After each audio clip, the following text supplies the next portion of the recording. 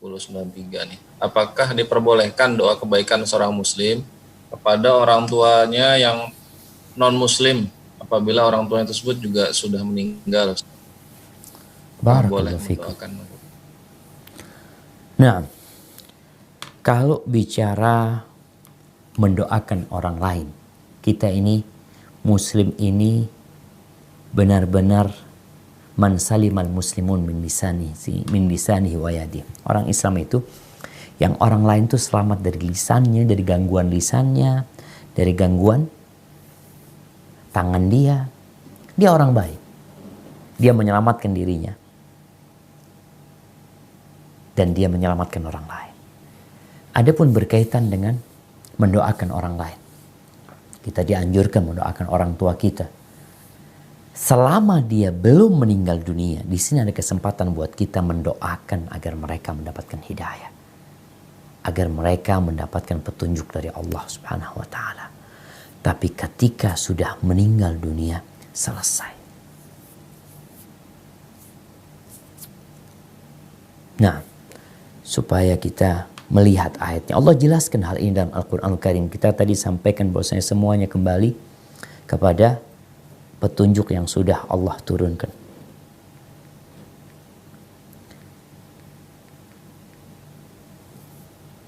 Di surat At-Taubah lagi, ayat 113.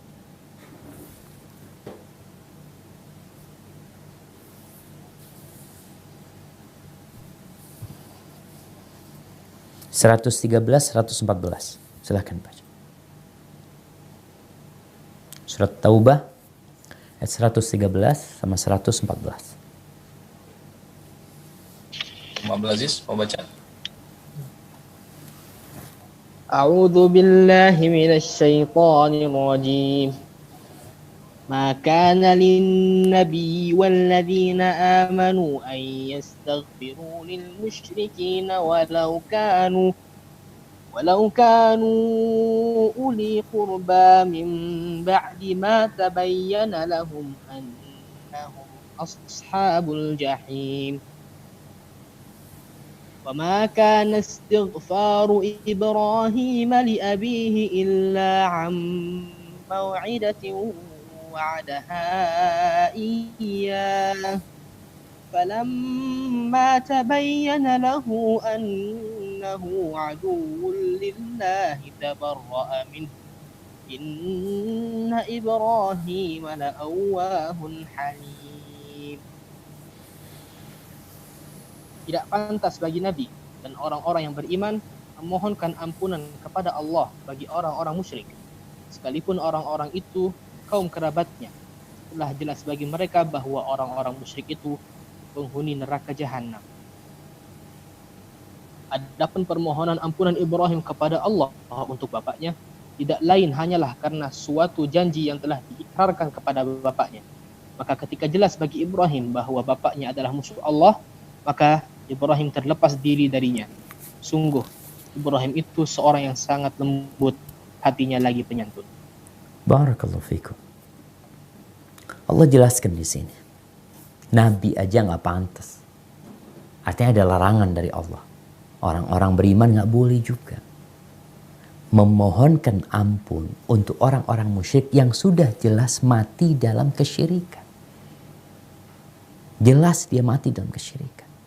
Walaupun kerabat mereka. Kita sayang sama mereka. Maka disinilah kecintaan anak kepada orang tuanya hendaklah digunakan semasa hidup orang tuanya untuk mengajak bapaknya, mengajak ibunya kepada Allah Subhanahu wa taala. Teman-teman yang mu'alaf, yang mungkin akses untuk menuju ke orang tua sulit, untuk mendakwain orang tua berat, doa sekarang. Doa. Panjatkan. Minta sama Allah Azza wa Jalla. Gunakan segala metode dan cara untuk sampai kepada orang tua. Karena terkadang kita tahu orang tua kita ini jauh dari jalan kebenaran.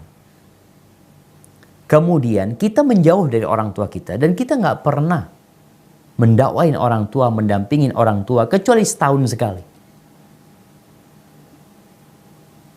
Allah Azza wa Jalla mengatakan, wa in jahadaka ala an tusyrika bima laysa laka bihi ilm fala tuti'hum.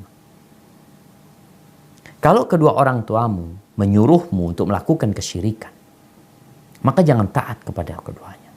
Lalu apa kata Allah? Wasahibhuma fid dunya ma'rufa. Dampingi keduanya. Perlu ada pendampingan. Kadang-kala nih anak gak pernah mendampingin orang tuanya. Dampingin orang tuanya. Dalam kondisi masih hidup, kesempatan ini untuk mendakwain orang tuanya. Ya memang harus sabar. Bagaimana Abu Hurairah radhiyallahu anhu, dia mendampingi ibunya, dibawa tuh ibunya. Ibunya ini non-muslim. Disebutkan Nasrani ibunya. Dari kabilah Daus. Abu Hurairah membawa ibunya ke kota Madinah dalam kondisi ibunya belum Islam. Karena demi dia terus mendampingi ibunya. Nggak ditinggal ibunya. Dampingi terus ibunya. Tapi ibunya waktu itu sangat jahat sekali. Kadang-kala dia mengeluarkan kata-kata yang gak pantas, mencaci maki Nabi SAW ya. Ya namanya orang beda agama lah. Kadang-kala muncul cacian-cacian seperti itu. Ungkapan-ungkapan yang menyakiti hati anaknya. Sampai suatu hari akhirnya Abu Hurairah gak tahan sama ucapan ibunya, dia keluar dari rumah. Dia jumpai Rasul SAW. Dia mengatakan, ya Rasulullah, ud'ullaha li ummi Abi Hurairah. Aku mohon kepadamu agar engkau berdoa memohon kepada Allah agar Allah memberikan hidayah kepada ibunya Abu Hurairah. Lalu Nabi SAW berdoa mengatakan, Allahumma hdi umma Abi Hurairah. Ya Allah, berikan hidayahmu kepada ibunya Abu Hurairah. Allahumma hdi umma Abi Hurairah. Ya Allah, berikan hidayahmu kepada ibunya Abu Hurairah. Subhanallah. Nih, Abu Hurairah pulang, doa itu diangkat ke langit. Allah mendengarnya. Sampai rumahnya, mau masuk rumah ternyata dikunci pintu rumahnya. Kata ibunya Abu Hurairah, ala risik, tunggu dulu. Ternyata ibunya lagi mandi.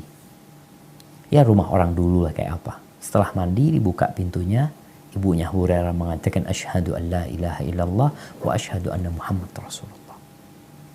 Kesempatan buat kita mendoakan orang tua ketika orang tua kita masih hidup. Makanya sang anak ini harus berusaha memperbaiki dirinya. Makan yang halal ya, banyak ibadah. Agar Allah mengabulkan permohonan dan doanya. Dan terus dia dekat sama orang tuanya. Karena kadang-kala kita tuh jauh sama orang tua. Ya kalau orang tua mengusir beda lagi.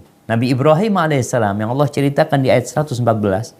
Nabi Ibrahim pernah berjanji kepada bapaknya ketika diusir sama bapaknya. Bapaknya gak mau kenal sama anaknya. Apa kata Nabi Ibrahim? Sa'astaghfiru laka rabbi. Aku akan berdoa memohonkan ampun buat engkau. Itu janji Nabi Ibrahim. Terus Nabi Ibrahim mendoakan abahnya. Tapi ketika abahnya tampak permusuhan dia dan dia mati dalam kondisi kafir, Nabi Ibrahim berlepas diri dari bapaknya, udah selesai sudah. Nggak ada lagi sudah. Kesempatan itu tertutup.